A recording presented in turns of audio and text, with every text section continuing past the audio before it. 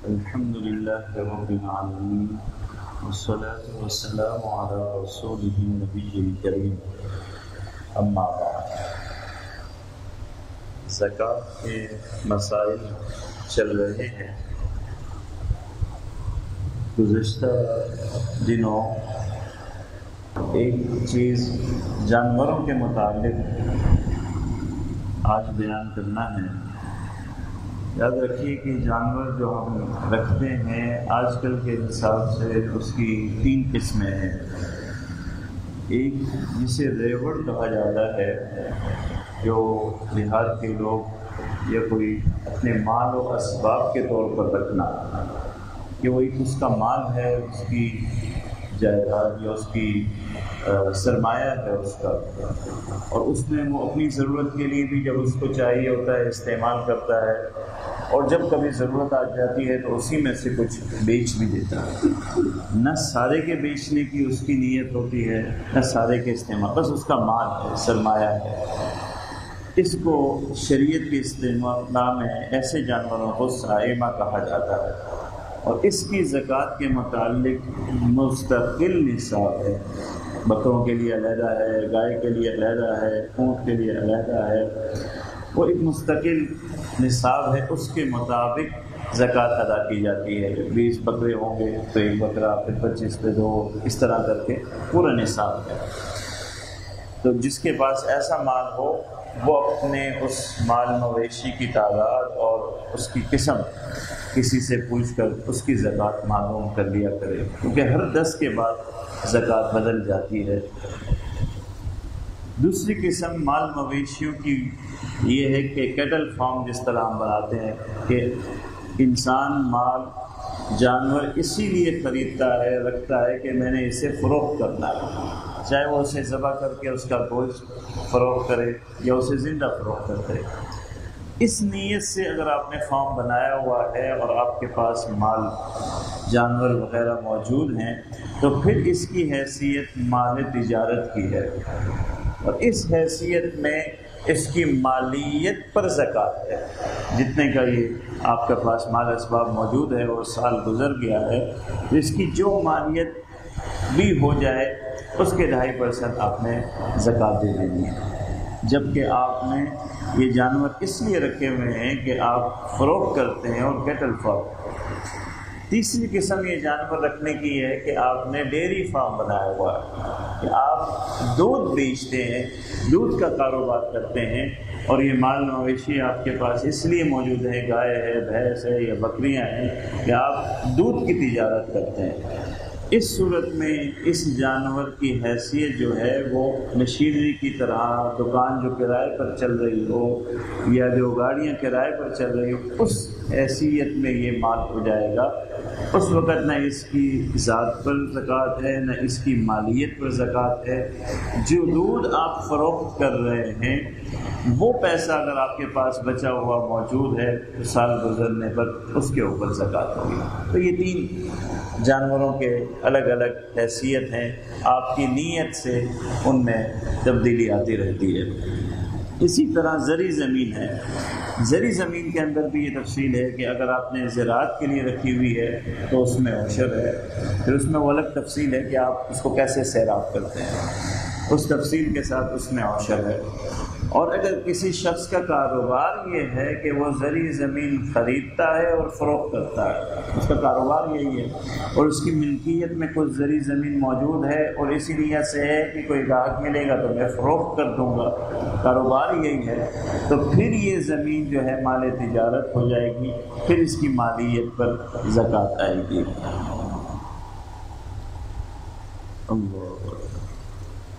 اب نیت کا مسئلہ زکوٰۃ میں اہم ہے۔ نیت جس کی زکوٰۃ ہو اس کے لیے زکوٰۃ کی ادائیگی کی نیت کرنا ضروری ہے۔ بغیر نیت کے اگر پیسہ دے دیا، اس نے زکوٰۃ کی نیت نہیں کی تو پھر زکوٰۃ ادا نہیں ہوتی ہے، نیت ضروری ہے۔ اب اس کی مختلف صورتیں ہیں۔ ہمارے بہت سے ساتھی ایسا کرتے ہیں کہ سال میں 1 دفعہ حساب کر لیتے ہیں اور جتنی ان کی زکوٰۃ بنتی ہے وہ الگ اکاؤنٹ بنایا ہوا ہے، وہ زکوٰۃ کی رقم وہاں سے اٹھا کے اس پیسے میں زکوٰۃ کی نیت کر کے اسے علیحدہ رکھ دیتے ہیں، پھر سال بھر اس میں سے دیتے رہتے ہیں جیسے جیسے کوئی مستحق آتا ہے۔ تو ابتداءً جو آپ نے اس ساری رقم پر زکوٰۃ کی نیت کر لی تھی وہ نیت کافی ہے۔ اب اس سے اگر آپ پیسے دے ہی جا رہے ہیں اور دیتے وقت بھی نیت نہیں بھی ہے تو وہ زکوٰۃ کے پیسے ہیں، وہ نیت کافی ہے، نیت ہو جائے گی، اس پیسے میں سے زکوٰۃ دینا صحیح ہے۔ اگر کوئی شخص ایسا ہے کہ اس نے مال دیتے ہوئے زکوٰۃ کی نیت نہیں کی، مثال کے طور پر آپ نے کسی کو قرض دیا تھا، غریب آدمی تھا، وہ قرض واپس نہیں کر پا رہا ہے، یا کسی کو کوئی سامان بیچا تھا، غریب آدمی ہے، وہ نہیں واپس دے پا رہا ہے، اب آپ اس نیت سے معاف نہیں کر سکتے کہ یہ زکوٰۃ ہو گئی میری، کیوں؟ کیونکہ وقت ادائیگی آپ کی نیت زکوٰۃ کی نہیں تھی۔ تو بعد کی نیتیں فائدہ نہیں دیتی۔ ہمارے یہاں ایک بہت ہی مشہور بات ہے ہمارے گھروں میں، عورتوں میں، کہ پڑھے ہوئے قرآن مجید بخشتی ہیں، پڑھے ہوئے سال پڑھا ہوا ہے، 2 سال پرانا پڑھا ہوا ہے، فوت ہو جاتی ہیں، جمع ہوتی ہیں، اور یہ پڑھا ہوا قرآن مجید بخشا جا رہا ہے، اور پڑھتے وقت تو نیت نہیں دی، تو بعد میں کیسے نیت ہو جائے گی؟ تو عمل سے نیت پہلے ہوتی ہے یا عمل کرتے وقت ہوتی ہے؟ بعد کی نیتوں کا اعتبار نہیں ہوتا، یہ بات سمجھنے کی ہے۔ عمل کرنے سے پہلے کی نیت، اب جو آپ نیت کر کے پڑھیں گے اس کا ثواب ہوگا۔ یہ نہیں کہ رمضان میں آپ نے قرآن مجید پڑھ لیا، کوئی نیت نہیں تھی آپ کی، اب 1 مہینے بعد آپ بیٹھ کر کے کہہ رہے ہیں کہ وہ پڑھا ہوا فلاں کو بھی بخش دو، یہ نیت، بعد کی نیت کا کوئی اعتبار نہیں، نیت پہلے ہوتی ہے عمل سے۔ اسی طرح جب آپ زکوٰۃ دے رہے ہیں، نیت پہلے۔ ایک بات ہے، آپ نے پیسے کسی کو دے دیے، زکوٰۃ کی نیت نہیں کی، نیت کا وقت اس وقت تک ہے جب تک وہ پیسہ اس مستحق کے پاس موجود ہے، آپ نیت کر سکتے ہیں۔ زکوٰۃ کا وہ پیسہ آپ نے دے دیا، آپ کو پتہ ہے یہ پیسہ اس نے ابھی تک خرچ نہیں کیا، اس کے پاس موجود ہے، رکھا ہوا ہے، آپ نیت کر سکتے ہیں، ابھی نیت کا وقت باقی، آپ نیت کر لیں کہ میں نے زکوٰۃ، یہ پیسہ زکوٰۃ کا ہو گیا، ٹھیک ہے، زکوٰۃ ادا ہو جائے گی۔ وہ مستحق نے پیسہ خرچ کر دیا، اس کے بعد آپ کی نیت کا کوئی اعتبار نہیں، پھر زکوٰۃ نہیں ادا ہوگی۔ اسی طرح وکیل کا مسئلہ ہے، اکثر ہم میں سے لوگ وکیل کے ذریعے زکوٰۃ ادا کرتے ہیں، جیسے یہ مدارس کے منتظمین ہیں، یہ بھی وکیل ہوتے ہیں، اور ہاسپٹل اور فلاحی اداروں کے جو زکوٰۃ لیتے ہیں وہ بھی وکیل ہوتے ہیں، وہ خود مستحق نہیں ہوتے مگر آپ کے وکیل ہوتے ہیں۔ اس میں 2 حیثیتیں ہیں، یا زکوٰۃ دینے والے کا وہ وکیل ہوگا یا زکوٰۃ وصول کرنے والے کا وہ وکیل ہوگا، دونوں کے الگ الگ مسائل ہیں۔ اگر وہ وکیل ہے مستحق آدمی کا اور اس نے وکالت لی ہوئی ہے کہ میں تیرے لیے زکوٰۃ وصول کر کے تجھے پہنچاؤں گا یا تیرے اوپر خرچ کروں گا، مدارس عموماً اسی طرح ہوتے ہیں کیونکہ ان کے پاس بچے موجود رہتے ہیں، تو وہ وکیل ہوتے ہیں مستحق لوگوں کے۔ تو اگر مستحق آدمی کے وکیل کو آپ نے زکوٰۃ دے دی تو وقت ادائیگی ہی آپ کی زکوٰۃ ہو گئی، زکوٰۃ ادا ہو گئی، یعنی مستحق کو پہنچ گئی یا مستحق کے وکیل کو پہنچ گئی۔ لیکن اگر آپ نے ادا کی زکوٰۃ اپنے وکیل کو کہ یہ میں آپ کو وکیل بناتا ہوں، آپ میری طرف سے کسی مستحق کو یہ زکوٰۃ دے دیجئے گا، اس کے اوپر خرچ کر دیجئے گا، جب تک وہ وکیل کے پاس ہے استعمال نہیں ہوگی، آپ کا وہ وکیل ہے گویا پیسہ آپ ہی کے پاس موجود ہے، زکوٰۃ ادا نہیں ہوئی۔ جب وہ خرچ کر دے گا پیسہ، مستحق کو پہنچا دے گا، اس وقت آپ کی زکوٰۃ ادا ہو جائے گی۔ بہت سے ادارے ایسے بھی ہیں، اب ایسے ادارے کھل گئے جنہیں مسائل کا علم نہیں ہے، وہ زکوٰۃ کا فنڈ جمع کر کے اس کو کاروبار میں لگا دیتے ہیں اور کہتے ہیں کہ اس کے منافع کو ہم مستحق لوگوں پہ خرچ کریں گے، تو زکوٰۃ تو وہیں موجود ہے، وہ تو خرچ ہوئی نہیں، مستحق کو تو پہنچی نہیں، وہ تو وکیل کے اختیار میں ہی موجود ہے، تو زکوٰۃ ادا کیسے ہوگی؟ تو اداروں میں یہ چیز احتیاط کی ہے کہ زکوٰۃ کے پیسے کو کسی سرمایہ کاری میں نہیں لگایا جا سکتا، وہ مستحق کو ہی دینا، مستحق تک پہنچانا ہے، وکیل کی ذمہ داری ہے۔ اور اسی طرح زکوٰۃ کا پیسہ نہ مسجد میں لگ سکتا ہے، نہ مدرسے میں لگ سکتا ہے، نہ اسپتال کی تعمیر میں لگ سکتا ہے، نہ کسی مشینری کے حصول میں، اگرچہ اس کا فائدہ غریبوں کو پہنچ رہا ہے، مگر یہ ذمہ داریاں ہیں پورے معاشرے کی، مگر زکوٰۃ کے پیسوں سے ادا نہیں کی جانی چاہیے۔ زکوٰۃ ایک عبادت ہے، اس کے اپنے مستقل احکامات ہیں۔ مسجد جتنی بھی ضرورت ہو جائے مسجد کی، نہیں ہے وہاں مسجد، لیکن آپ زکوٰۃ کے پیسوں سے مسجد نہیں بنا سکتے۔ جتنی بھی ضرورت ہو جائے مدرسے کی، آپ زکوٰۃ کے پیسے سے مدرسہ تعمیر نہیں کر سکتے، اس کی تعمیرات میں زکوٰۃ کا پیسہ نہیں استعمال کر سکتے۔ پانی کی جتنی ضرورت ہو جائے، ہماری بلوچستان میں بہت سخت ضرورت ہے، لیکن زکوٰۃ کا اپنا مسئلہ ہے، آپ زکوٰۃ کے پیسے سے کنواں تعمیر نہیں کر سکتے۔ یہ سب ہماری ذمہ داریاں ہیں، مگر زکوٰۃ کے علاوہ صدقات سے پوری کی جانی چاہیے۔ زکوٰۃ کے اپنے مسائل ہیں، زکوٰۃ کے اندر تملیک شرط ہے، زکوٰۃ کے اندر مستحق کو پہنچانا شرط ہے، مستحق کے پاس پیسہ پہنچنا ضروری ہے۔ وہ تمام صورتیں جہاں پیسہ مستحق کو نہیں پہنچتا ہے، زکوٰۃ کی ادائیگی خطرے میں پڑ جاتی ہے۔ اسی طرح ایک اور مسئلہ بھی ہے، ایسے ادارے اگر ہیں جو زکوٰۃ کا پیسہ خرچ کرتے ہوئے احتیاط نہیں کرتے اس بات کی کہ آگے جس پہ خرچ ہو رہا ہے وہ زکوٰۃ کا مستحق ہے کہ نہیں۔ لوگ مختلف باتیں کرتے ہیں، کہتے ہیں اچھا نہیں لگتا، ایک مریض آیا، ہم اس سے کیسے پوچھیں کہ آپ زکوٰۃ کے مستحق ہیں کہ نہیں ہیں، مسلمان ہیں کہ کافر ہیں۔ اگر کوئی ایسا ادارہ ہے تو پھر بھی زکوٰۃ مشکل ہے۔ زکوٰۃ کے اندر یہ چیز ہمارے اوپر ذمہ داری ہے، اگر آپ کا وکیل ہے تو اس کی ذمہ داری ہے کہ حقدار کو پہنچانی ہے، غیر مسلم کو نہیں پہنچ سکتی، ہاشمی کو نہیں پہنچ سکتی، سید کو، اور جو مستحق نہ ہو اس پر نہیں خرچ کی جانی چاہیے۔ اگر ان مدوں میں خرچ ہو گئی اور خرچ آپ کی غفلت کی وجہ سے ہوئی، آپ نے تحقیق نہیں کی، آپ کو پتہ تھا کہ یہ استعمال میں کر رہا ہوں اور اس میں سارے مکس ہیں، تو آپ کی زکوٰۃ ادا نہیں ہوگی، آپ کی زکوٰۃ ادا نہیں ہوگی۔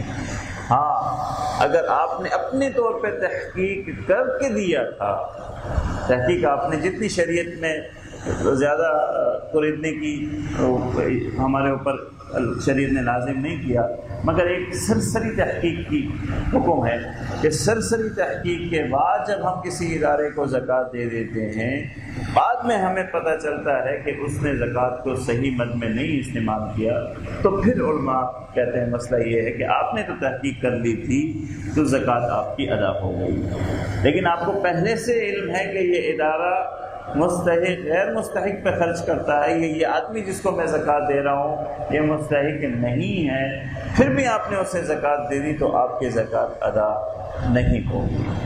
تو یہ زکوٰۃ، اب مستحق کون ہے زکوٰۃ کا؟ مستحق ایسا شخص ہے جس کے پاس اپنی ضرورت سے زائد اتنا مال و اسباب نہ ہو کہ وہ ایک نصاب زکوٰۃ کو پہنچ جاتا ہو، جو 36,000 روپے نصاب زکوٰۃ ہے، جس کی اپنی ضرورت سے زائد، ضرورت کے اندر گھر شامل ہے، ضرورت کے اندر سواری شامل ہے، گھر کے مال و اسباب، فریج اور جو جتنے اسباب ہیں گھر کے وہ سارے اس میں شامل ہیں، اس کو نہیں شمار کیا جائے گا کہ آپ دیکھیں کسی آدمی کے گھر میں فریج ہے یا کسی آدمی کے گھر میں آپ دیکھیں کہ کپڑے دھونے کی مشین ہے یا برتن ہے یا اس کا اپنا ذاتی مکان ہے، آپ کہیں نہیں یہ مالدار ہے۔ یہ مالداری نہیں ہے، یہ ضرورت ہے۔ اس ضرورتوں کے علاوہ جس میں گھر بھی شامل ہے، اس کا دکان بھی اگر ہو، اگر کوئی ایسا سفید پوش آدمی ہے کہ اس کی ملکیت میں دکان بھی ہے، وہ دکانداری بھی کرتا ہے، ہاں اس دکان کے اندر جو سودا سلف پڑا ہوا ہے اس کی مالیت کا اعتبار ہے، وہ دیکھا جائے گا۔ اگر مثال کے طور پر ٹائر پنچر کی دکان ہے، اب اس کے اندر ساز و سامان تو نہیں ہوتا، اس کے مکینک ہے وہ، اب اس کے ساز و سامان جو ہے یا اس کی دکان کی جو مالیت ہے وہ اس کے مالداری میں نہیں شمار کی جائے گی۔ اس کے علاوہ دیکھا جائے گا کہ اگر اس کے علاوہ اتنا مال اس کے پاس ہے جو 36,000 کو پہنچ جاتا ہے، اور اس میں سال گزرنا ضروری نہیں ہے، اس میں سال گزرنے کی شرط نہیں ہے، تو وہ مستحق زکوٰۃ کی فہرست سے خارج ہو جاتا ہے۔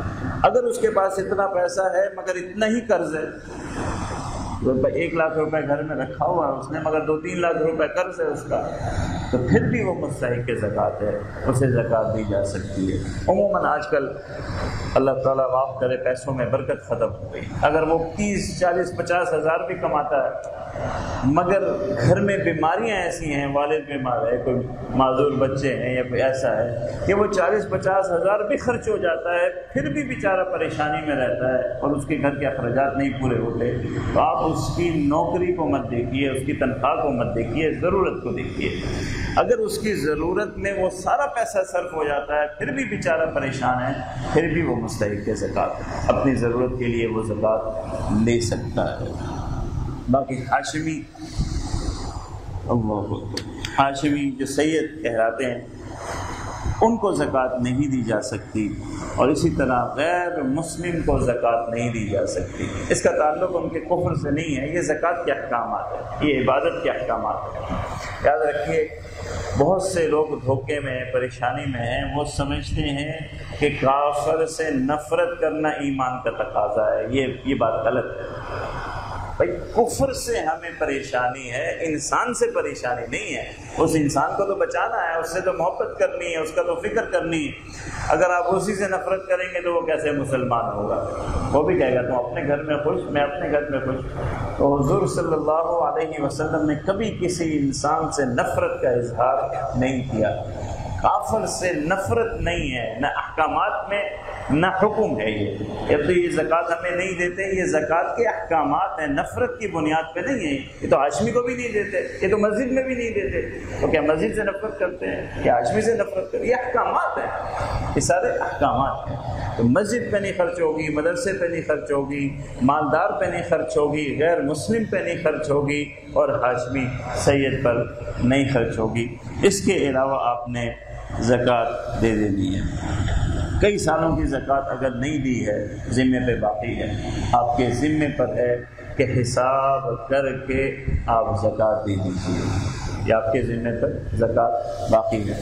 اس کا طریقہ یہ ہوتا ہے، اب کئی سالوں کی زکوٰۃ ہے، اب مثال کے طور پر آپ کے پاس 1 لاکھ روپیہ موجود ہے، 10 سال سے آپ کے پاس موجود ہے، آپ نے زکوٰۃ نہیں دی، پہلے سال کی زکوٰۃ کا حساب کیجیے، 2,500 روپے ہو گئے، اگلے سال 2,500 روپے منہا کر کے زکوٰۃ کا حساب کیجیے، کیونکہ جو زکوٰۃ کے پیسے تھے اس پہ زکوٰۃ نہیں، اور اسی طرح منہا کرتے آئیے جب تک وہ نصاب پہ باقی رہے، آپ زکوٰۃ اس کی حساب کر لیجیے۔ جب وہ نصاب سے جس سال گر جائے اس کے بعد آپ کے اوپر زکوٰۃ نہیں ہے۔ تو اس طرح گزشتہ سالوں کی زکوٰۃ دینا ضروری ہے، اگر کسی کے ذمے پر ہے اس نے یہ فریضہ ادا کرنا ہے، اللہ تبارک و تعالی اسے توفیق عطا فرمائے۔ زکوٰۃ دینے کے اندر ترتیب ہے، بالکل ہے۔ سب سے پہلا حق آپ کے رشتہ داروں کا ہے، رشتہ داروں کا، احباب کا، مگر یاد رکھیے رشتہ داروں میں آپ اپنے اسلاف، ہم جسے کہتے ہیں باپ، والدہ، دادا، دادی، نانا، نانی، پردادا، پردادا، اوپر چلے جائیں، ان میں سے کسی کو زکوٰۃ نہیں دے سکتے۔ جو آپ کے پاس مال ہے انہی کا مال ہے، شریعت یہ کہتی ہے۔ تو ایسے ہی ہوا کہ ایک جیب سے پیسے نکالے اور دوسری جیب میں رکھے، ان کو آپ زکوٰۃ، ان کی ذمہ داریاں پوری کرنا آپ کے اوپر فرض ہے، لہذا وہ آپ مالدار ہیں تو وہ کیسے غریب ہو سکتے ہیں؟ آپ کا مال انہی کا مال ہے۔ اسی طرح آپ کی اولاد میں بھی بیٹا، بیٹی، پوتا، پوتی، نواسا، نواسی، نیچے جاتے جائیے، ان کو زکوٰۃ نہیں دی جا سکتی، آپ کی زکوٰۃ ان کو نہیں جا سکتی۔ ان کے علاوہ جتنے رشتہ دار ہیں اور جو جتنا قریب ہے اس کا زیادہ حق ہے، بھائیوں کو دی جا سکتی ہے، بہنوں کو دی جا سکتی ہے، بھتیجوں کو، بانجوں کو، خالہ، ماموں، ان کے علاوہ سب رشتہ داروں کو زکوٰۃ دی جا سکتی ہے، اور جو جتنا رشتے میں زیادہ قریب ہے وہ اتنا آپ کی زکوٰۃ کا زیادہ حقدار ہے۔ پہلے اپنے رشتہ داروں کی ضروریات کو پورا کرنا آپ کے ذمہ ہے، پھر اس کے بعد جیسے جیسے ضروریات ہیں زکوٰۃ دی جانی چاہیے۔ ایک شہر کی زکوٰۃ دوسرے شہر میں بھیجنا مکروہ ہے، آپ کے شہر والوں کا حق ہے کہ آپ کی زکوٰۃ آپ کے شہر میں تقسیم ہو۔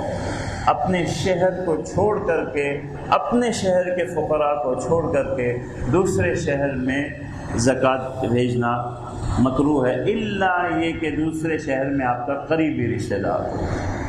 آپ کے رشتہ داری کا حق شہر اور پڑوسی کے حق سے زیادہ ہے۔ اب رشتہ دار آپ نے سارے ختم کر دیے تو پھر آپ کے شہر کی اداروں اور آپ کے شہر کے فقراء کا حق ہے، اس کے بعد بھی بچ جائے تو آپ دوسرے شہر میں جہاں ضرورت ہو سکے وہاں بھیجنی چاہیے۔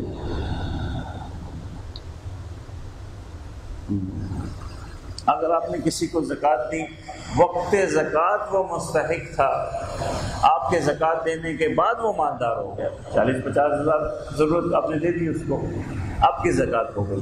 زکوٰۃ کی ادائیگی سے پہلے کی حالت کا اعتبار ہے، بعد کی حالت کا اللہ تعالیٰ دعا کرنی چاہیے، یہ نہیں کہ اب آپ نے زکوٰۃ دے دی ہے تو آپ دعا کرتے رہے وہ فقیر ہی رہے، نہیں، زکوٰۃ دیتے وقت کی حالت کا اعتبار۔ ایک شخص تھا، آپ نے اس کو 50 ہزار دے دیے، ظاہر ہے وہ مالدار ہو جائے گا، اسی وقت مالدار ہو جائے گا۔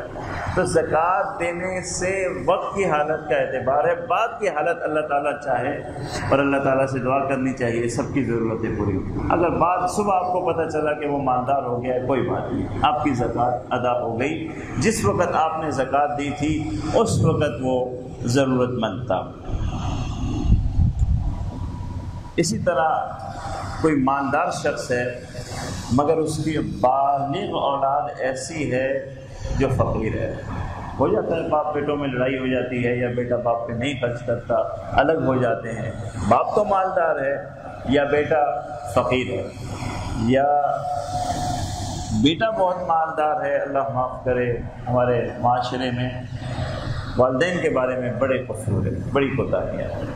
باپ کی زمینیں ہڑپ کر جاتے ہیں، بیٹا خرچ کرنا تو دور کی بات۔ کوئی ایسا ہے کہ بیٹا بہت مالدار ہے مگر باپ بیچارہ فقیر ہے، ضرورت مند ہے، اس کی ضرورتیں نہیں پوری کرتا، وہ غافل ہے، تو ایسے باپ کو جس کا بیٹا مالدار ہو زکوٰۃ دینا جائز ہے۔ اس بیٹے کی مالداری کی وجہ سے وہ زکوٰۃ کے مستحق ہونے سے خارج ہے، نہیں ہوتا۔ اسی طرح کوئی باپ مالدار ہے مگر بیٹے سے ناراض ہے، گھر سے نکال دیا، اس کو بالغ ہونا چاہیے تو وہ ضرورت مند ہے، تو باپ کی مالداری بیٹے کی مالداری پر اور غربت پر اثر نہیں رکھتی، اسے زکوٰۃ دینا جائز ہے۔ صدقۃ الفطر بھی زکوٰۃ ہی کا ایک حصہ ہے۔ جو مسلمان اتنا مالدار ہو کہ اس پر زکوٰۃ واجب ہو جائے، یعنی اتنا پیسہ اس کے پاس موجود ہو جس سے زکوٰۃ واجب ہو جاتی ہے، اور اس کے ضروری اسباب سے زائد اس کے پاس اتنا مال ہے جس پہ زکوٰۃ واجب ہو جاتی ہے، تو سال گزرا ہو یا نہ گزرا ہو، عید کے دن اس پر صدقۃ الفطر واجب ہو جاتا ہے۔ یاد رکھیے صدقۃ الفطر میں دو چیزیں ہیں، ایک یہ صدقہ کہتے ہیں، صدقہ ہے، انسان کے وجود کا کیا ہے، صدقہ ہے، اور دوسرا یہ رمضان کے روزوں میں جو کمی کوتاہی ہو جاتی ہے یہ اس کی طرف سے ایک فدیہ اور کفارہ ہے۔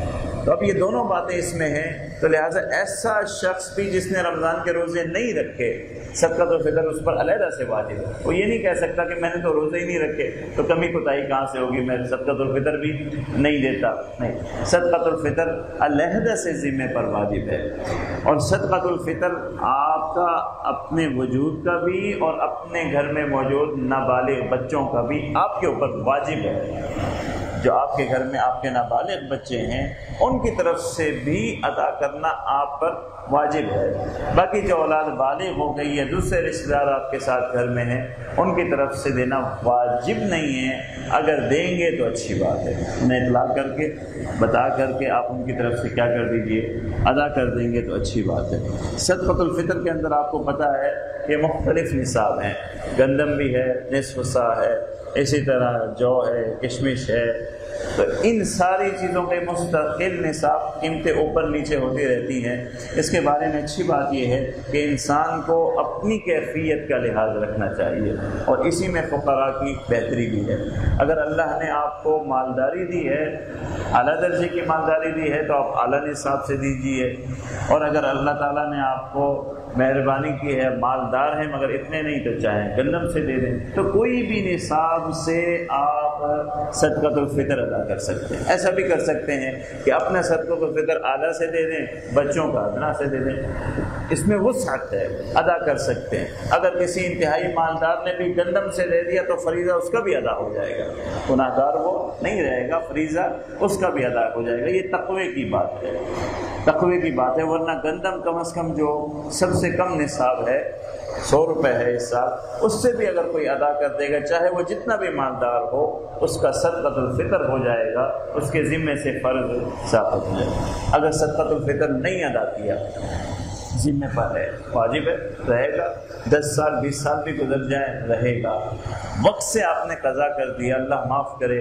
حضور صلی اللہ علیہ وسلم کی وعید میں آپ آ گئے، مگر آپ کو ادا کر دینا ہے، امید ہے کہ اللہ تعالیٰ معاف فرمائیں گے۔ اس وعید سے بڑی سخت وعید ہے، حضور صلی اللہ علیہ وسلم نے فرمایا کہ جو صدقۃ الفطر ادا نہ کرے وہ ہماری عیدگاہ میں مصلی میں نہ آئے، سخت وعید، ایسا ہم میں سے نہیں۔ اس کا وقت جو ہے واجب ہونے کا وہ ہے عید الفطر کی صبح صادق، عید الفطر کی صبح صادق سے یہ آپ کے اوپر واجب ہو جاتا ہے۔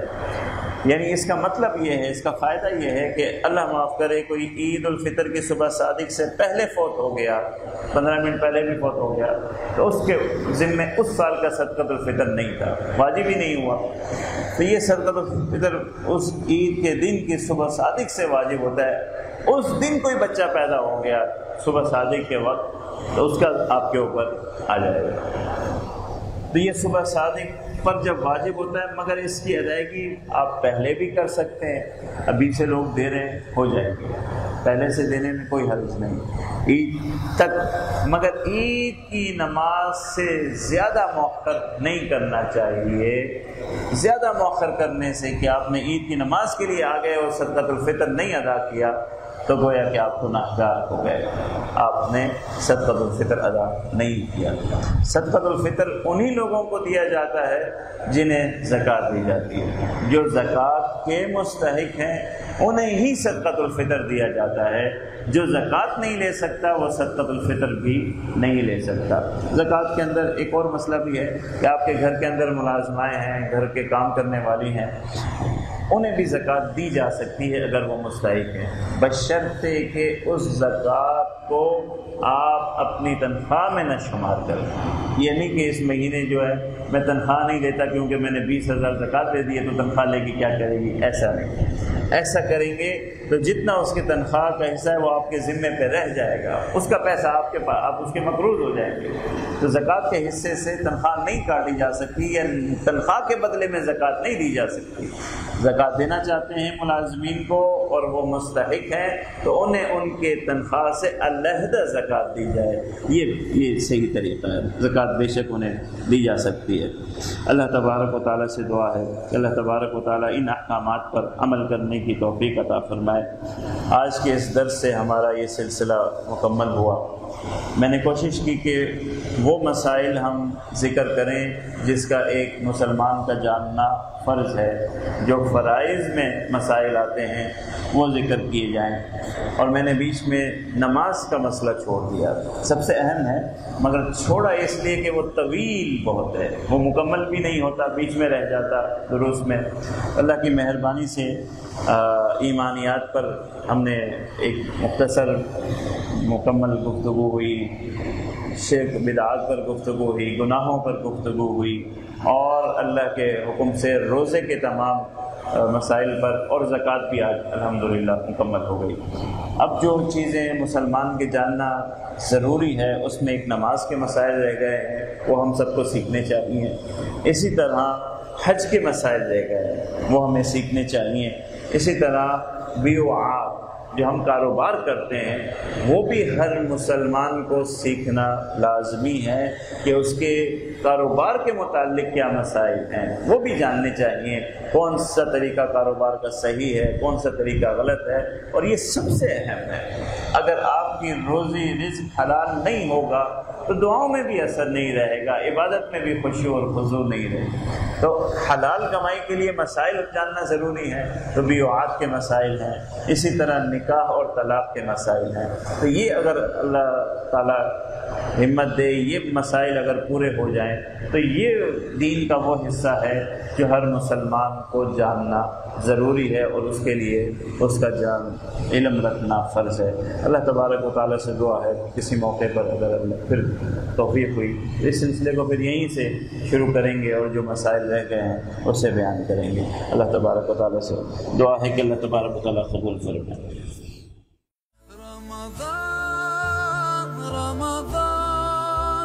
رمضان